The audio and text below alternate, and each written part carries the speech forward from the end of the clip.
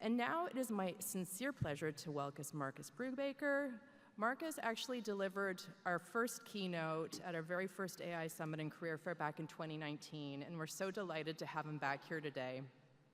Marcus is a research scientist at Google DeepMind, an associate professor of computer science at York University, a founder and director of the Computational Vision and Imaging Lab at York, a faculty affiliate of the Vector Institute, and an adjunct professor in the Department of Computer Science at the University of Toronto. Marcus is also a member of the Center for Vision Research and a core member of Vision Science to Application, VISTA, program. He has also served in several community editorial roles, including associate editor for IET Computer Vision and an area chair for numerous conferences, including CVPR, NeurIPS, and AAAI. Please join me in welcoming Marcus.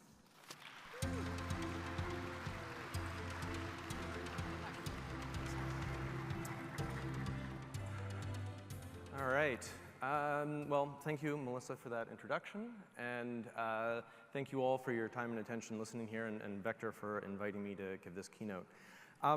It's obviously a very exciting time in AI. I think I don't need to say that more than once in this audience. Is probably why all of you are here to begin with. Every day we wake up and we see some new foundation model comes out, some new capability of a model that's been discovered, or some new application, or we look on social media and we see images that have been generated by AI, or we look at the news and we see AI being discussed in policy circles and in the economy. And as I reflected back on what I wanted to talk about here today, I thought a little bit about when I was in your shoes. That was longer ago than I care to mention. It was a very different time when I was starting grad school and going through my graduate studies. We still had things like landlines and fax machines.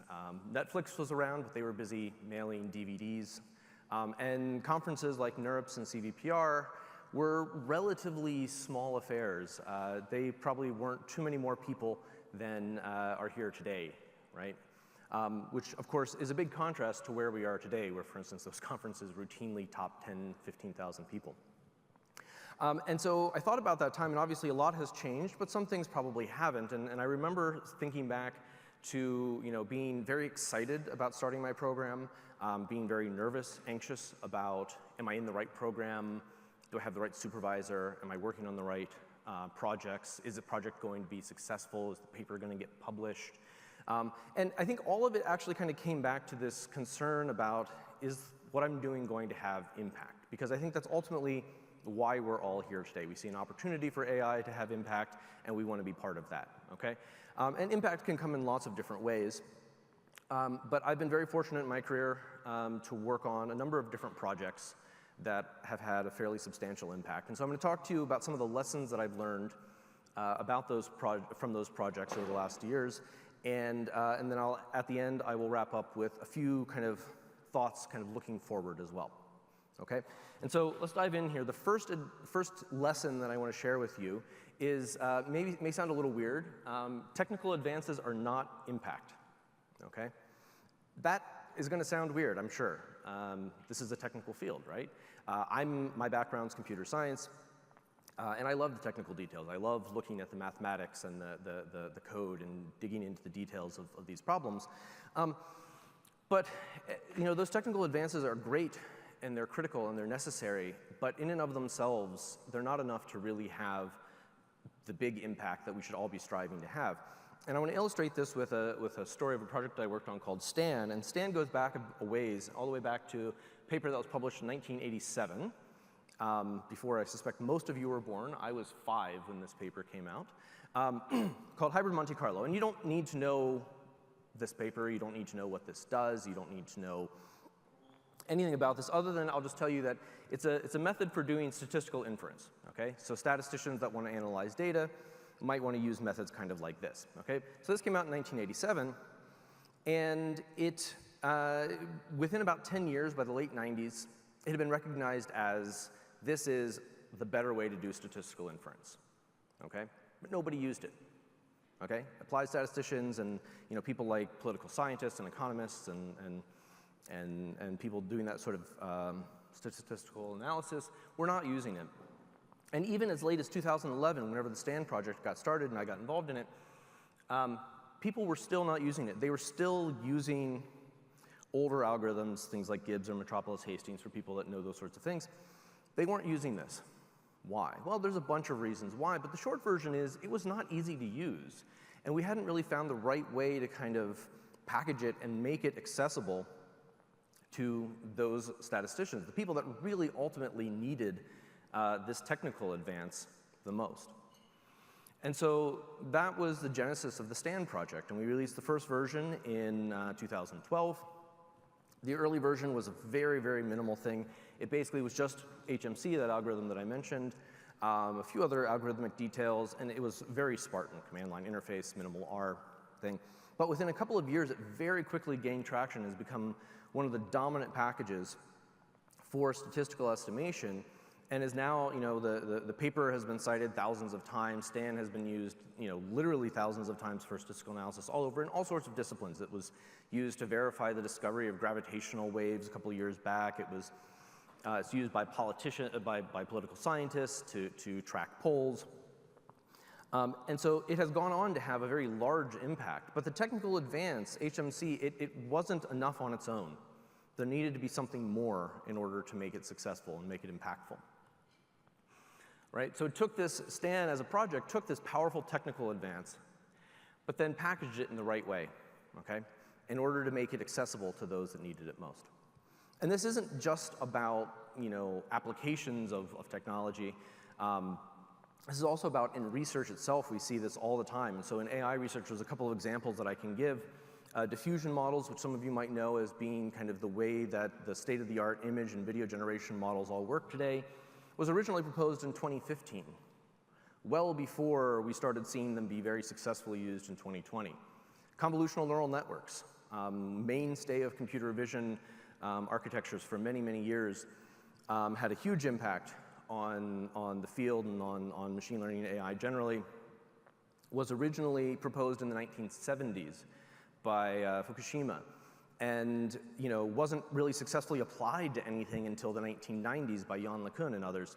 And AlexNet, the kind of breakthrough moment, didn't come in until 2012, right? Even deep learning itself, the ability of these models to learn was a great technical advance, but its impact was really amplified significantly by the development and existence of software libraries like TensorFlow and PyTorch and JAX that really made them much more easy to use and much more accessible, and therefore the technical advance itself of deep learning far more impactful. Okay, so that's the first lesson that I wanted to share with you is the technical advances, they're great, but on their own, they're not really enough to have the kind of impact that we should all be striving for. So the next one, and actually I think this is going to echo a little bit of what you heard before. Be open to new problems, okay? Good ideas, good problems to work on, good projects can come from a lot of different places, okay? And I want to illustrate this with a story from when I was a graduate student. And like many of you will have to do, I had to take graduate courses and I had to take breadth graduate courses. So courses that were not necessarily about the stuff that I was studying or most interested in. It wasn't about machine learning or computer vision or anything like that. And I did not want to do this, okay? I hated the idea of having to take breadth courses. I thought it was going to be a waste of my time. And so I went through a list of courses that I had to take, that I could take, and I found one that seemed like the least bad option. And it was Computational Structural Biology was the title of the course. This was the textbook that we used. I didn't know anything about biology, okay? The last biology course that I took was in high school, and I thought as much as I knew about it was that I didn't like it, and I wasn't interested in it, and it wasn't for me. But this course seemed okay, so I said, sure, let's do it. And it was a great, it turned out to be a really important and powerful experience for me because it introduced me to a whole range of new problems. And one in particular that I want to tell you about is something called electron cryomicroscopy, or cryo-EM. And I won't go into the details of what cryo-EM actually is or how it works, But basically, it's a technique for estimating the structure of biological molecules like proteins and viruses, which is a really key step in understanding diseases, developing new drugs, vaccines, and things like that. And the way it roughly works is you start off with some purified sample of whatever it is you're studying. You freeze it, you stick it into an electron microscope, you get out some horrible looking images like this. These are actually real images for the record. And the computational problem is how do we take these images and go to the structure that we see over there on the left that we can then use to figure out, what's the right drug for a disease, or why is this thing happening, and so forth. Okay, and and at the time when I did this course, I did it as a course project. I worked on this problem a little bit, and the problem kind of stuck with me. Okay, and so I kept working on it after I finished the course for a little while. But eventually I had to put it to the side. But it somehow just managed to stay in the back of my brain. Fast forward a couple of years and I meet a student, Ali Panjani. And Ali turned out that he heard about this problem and he was also interested in it. So we started working on it again. And I can just tell you the computational process at the time, taking these images and creating those structures, would take days or weeks on very large clusters with hundreds of nodes in order to do. It was very expensive, very hard to do, and very limiting in what we could study. And so in working with Ali and a number of other collaborators, we ended up coming up with an algorithm that would allow us to solve these structures, determine them within minutes or hours on just a single workstation. Okay? And this was the paper we published in Nature Methods on it, CryoSpark. And we saw at the time as well that there was an opportunity that pharma companies were kind of starting to get interested in cryo-EM, and so we decided to found a company. So we founded Structura Biotechnology. There's Ali. He's the CEO. Ooh, that font got really small. Missed that one. Founded in 2016. We had our first software release in 2017. And this was, Structura very quickly started taking over as a hugely important piece of software. And if we fast forward till today, it's been used to solve thousands of structures. Literally every year there's about 1,000 new structures or several thousand new structures that get solved using our software. It's used in countries all over the world. It's been, that paper has been cited thousands of times, 8,000 times or something like that. It was used to actually determine the very first structure of the SARS-CoV-2 spike protein back in early 2020. Right, so Structura and those algorithms have gone on to have a very large impact, and none of it would have happened if I hadn't had to take that grad course, that breadth course that I really didn't want to take. Okay, and so the lesson here, the takeaway really is that good ideas and important problems can really come from very surprising sources. Okay, this is so true, and I have other examples of this as well that I could have talked about, but this is true especially now in artificial intelligence, okay? Because AI is becoming increasingly multidisciplinary, interdisciplinary. The most exciting advances that I've seen in AI in recent years have often come not from the stuff that you see getting headlines, but from the way AI is getting used in things like medicine, material sciences, physics, biology, et cetera. The ability of AI to kind of work in these spaces is having a huge impact. And so, that means that the work that we're going to do going forward is going to be increasingly interdisciplinary. And so it's important to be able to stay open to where those new ideas, those new problems might come from. Okay, so lesson number 2. Now on to number 3, all right? Understanding the problem is the hard part, okay? And actually, I think I was listening to Janet's talk in the back, and I think a lot of this is also going to be echoing things that she's said, okay? So hopefully that reinforces it. And I'm going to illustrate this particular lesson with an application that I worked on, a project that I worked on in ballistic forensics. So ballistic forensics is the way that law enforcement and investigators determine which gun fired a bullet. Okay, so if a crime is committed, you might collect a cartridge casing or a bullet like what's shown here on screen. And then if you compare these cartridge casings or the bullets against other ones, we can determine whether they were fired by the same weapon, and therefore we can determine which gun fired the evidence that was found at a crime scene. Okay? So how do they do this currently? Or here, I should show you. This is some of the examples of 2 different cartridge casings kind of zoomed in here. You can see kind of the similarity of marks. These are both fired by the same gun, but leave very similar but ever so slightly different marks. Okay? And so how do they do this currently? If you like shows like NCIS or CSI or whatever, you might think it's this very quick, rapid digital process with fancy displays and things like that. And the fact of the matter is it's not. It's this very manual process. In order to determine if two cartridge cases were fired from the same weapon, they put them under a comparison microscope like this. You get an expert forensic examiner to look at that comparison microscope, try to make some comparisons, and then they make a judgment, an assessment, a very subjective opinion of, do I think these two things were fired from the same weapon based off the marks that I'm seeing? Okay, and so when we started this project, there'd been a lot of controversy around this because it is a very subjective process, a very manual process, and courts were becoming increasingly skeptical about, is this actually valid? Should we accept this as evidence in court? And so we came along, a friend of mine, Ryan Lillian, and I, we had the idea saying, okay, well, this looks like a matching problem. We know how to do that. That's a standard thing that we do in computer vision all the time. So we figured out a way to kind of scan and capture the surface of these cartridge cases, and I wrote up a bunch of algorithms to figure out how to identify interesting features and how to match them and whatever. And we went off and we did this matching problem, and we thought, great, we'd done it. And we talked to people in the field, and they said, yeah, you know what? This is a real pain point. This is a real problem. We need to be better about how we do this matching.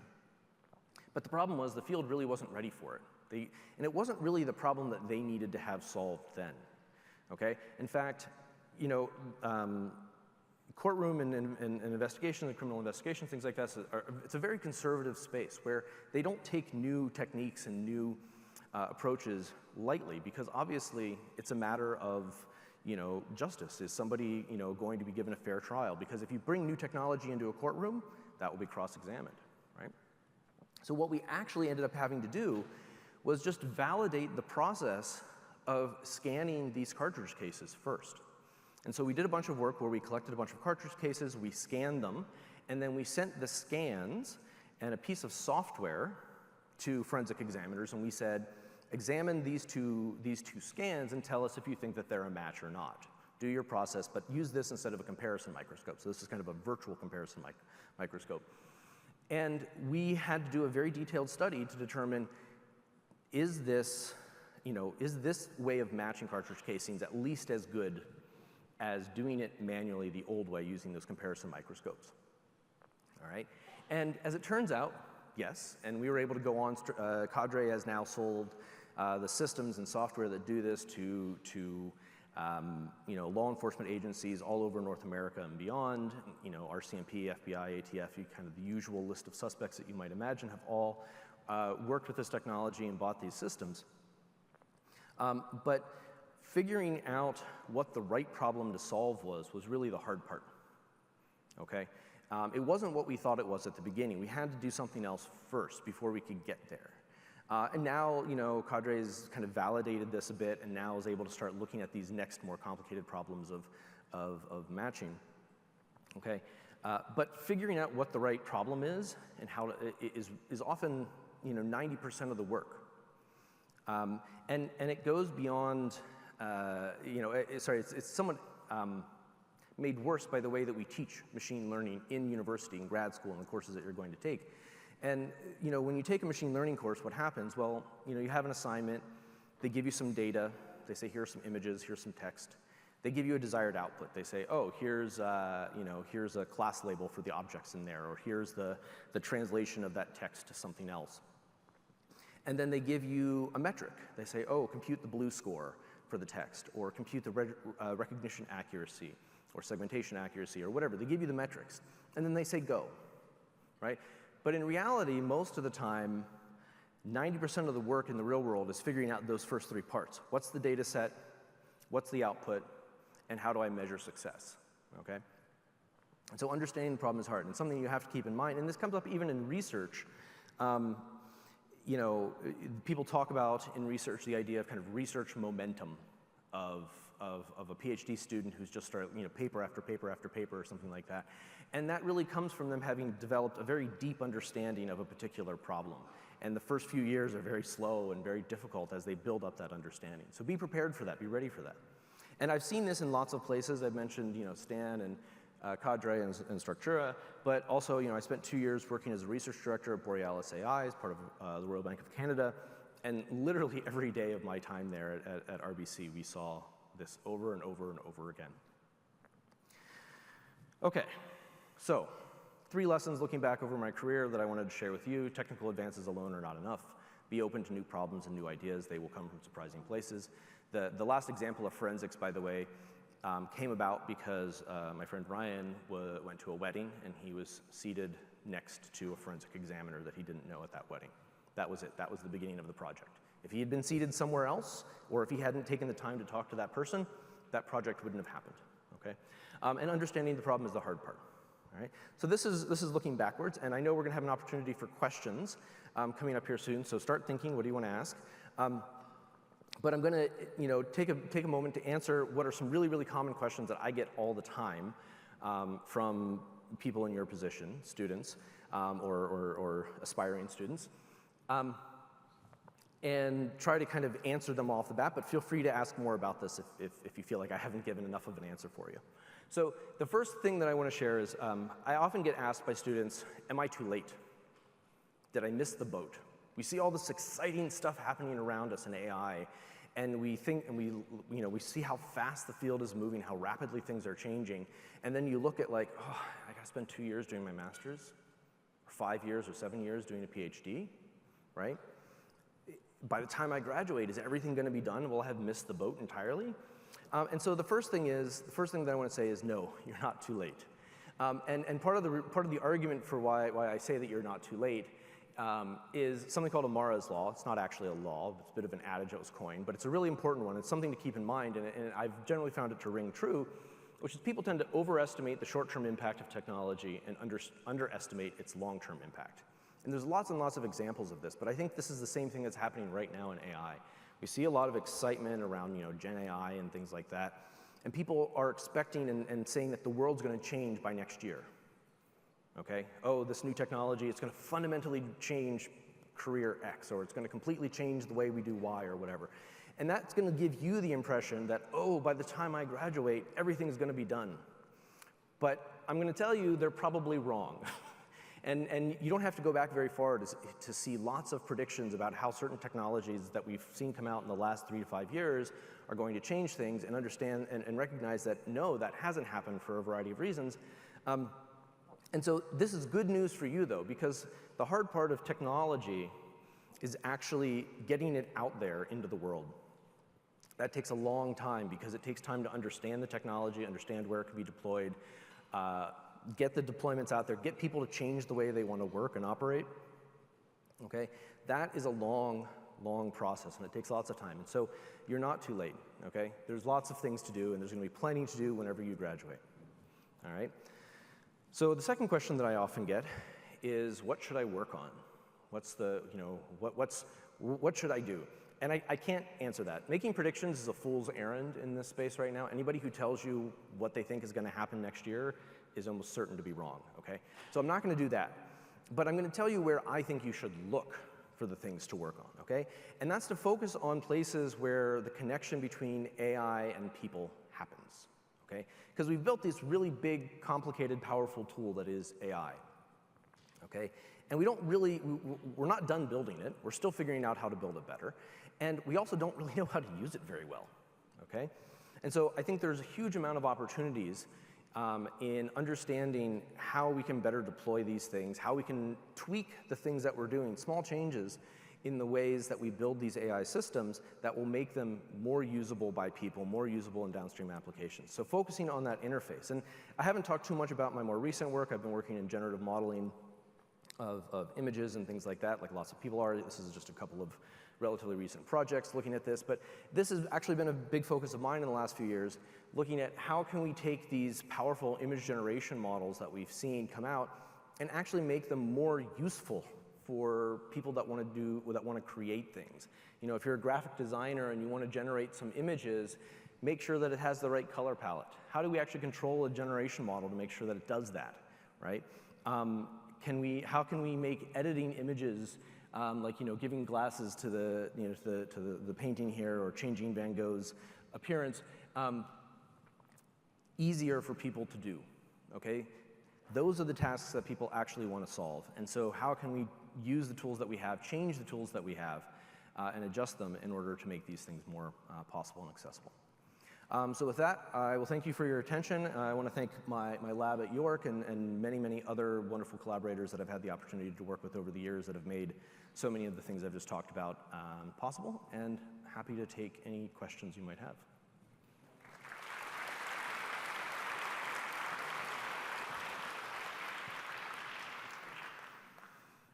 Anybody who has questions can feel free to come line up behind the mics. Hi, thanks a lot. So you mentioned at the start that technical advances do not necessarily equate to impact. I think that also feeds into the idea today that wrappers around these LLMs are not necessarily the most valuable or long-term prospect. But to go back to the example you raised at the beginning, that great hybrid Monte Carlo algorithm, which they came up with in the 90s, didn't really find impact until 20 years later.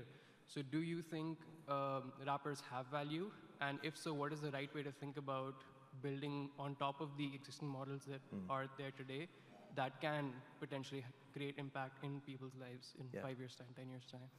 Yeah, so I actually do think there's value in there's a lot of companies out there right now that are taking these LLMs and they're trying to wrap them to make them more accessible, more usable for legal applications or HR and customer support applications or whatever.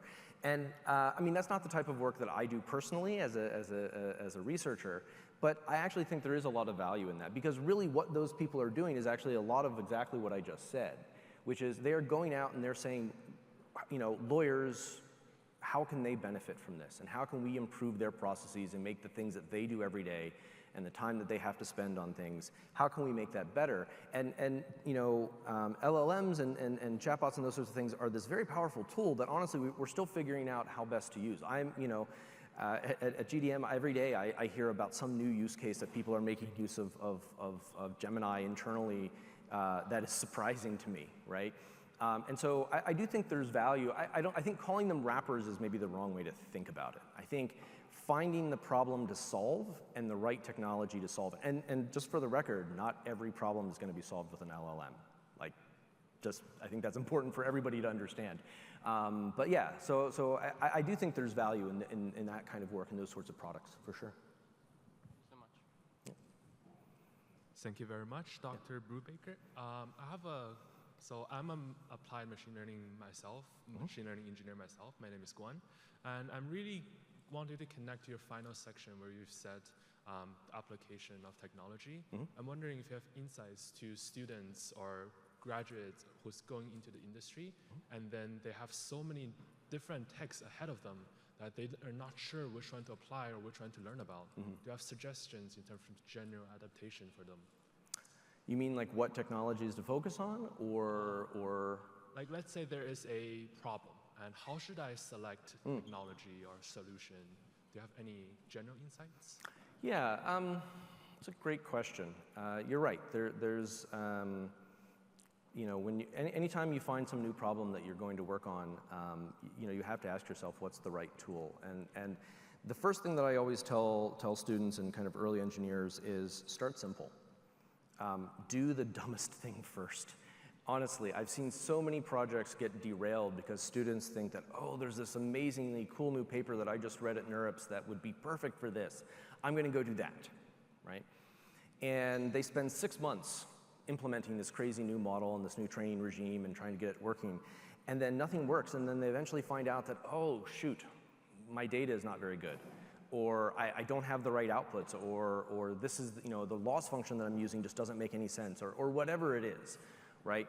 And so, that's the thing that you need to avoid. Starting with really simple tools, whatever, basically, I'm not going to tell you which one. I'm going to tell you whichever one you can do fastest.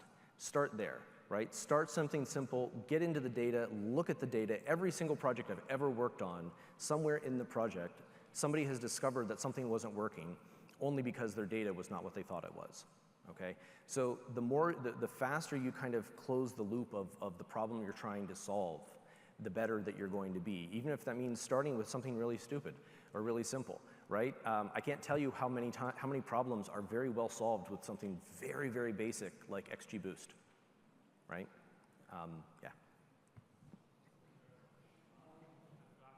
know that the old and classic baseline modeling strategy still works well currently. Thank you I very mean, you need to be able to go beyond them, and you need to understand when something requires going beyond those basic strategies. The basic message really is get into the data and get into the problem and try to fully kind of go all the way through the problem as quickly as you can.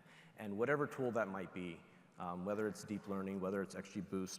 And bearing in mind, by the way, one of the things that I think entrepreneurs and people going into companies often miss is that the other constraint that you have on this is deployment. I've also seen situations when I was working at Borealis where we had fantastic models that were using the latest, greatest neural net architectures. And we went and we talked to the business and we said, hey, we've got this model. Can we make it deploy? Can we make it go live? And they looked at us and they said, no.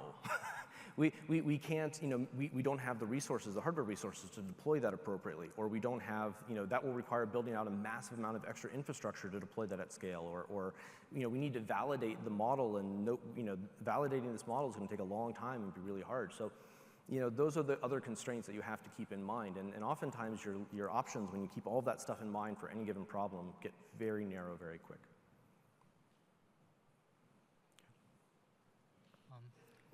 Hello. Thank you for the opportunity. My name is Saket. I know that you just said that it's a fool's errand to predict the future, but the question got stuck in my mind because AI is interdisciplinary. So what other disciplines that you think, based on your experience, that AI might be used in the future? So in sciences, if we're talking about scientific disciplines, I don't think there's a scientific discipline that exists that will not be somehow touched by AI. There are problems everywhere, because what is science? At its core, science is this process of collecting data and analyzing it. And what is AI? AI is the ability to kind of take that data and make predictions and learn things about the data and learn things from the data, right? And so I think within the sciences, I don't think there's any field that's going to be untouched by AI. Outside of that, I think also similarly, there's a lot of, many pockets. I think maybe not every pocket, but most pockets of society will be touched by AI somehow.